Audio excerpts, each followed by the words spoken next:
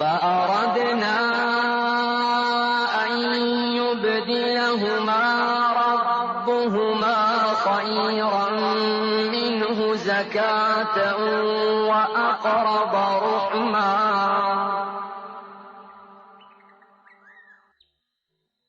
وأما الجدار فكان لغلامين يتيمين في المدينة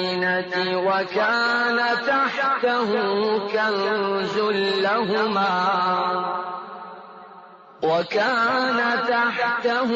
كنز لهما وكان أبوهما صالحا فأراد ربك أن يبلغا أشدهما ويستخرجا كنزهما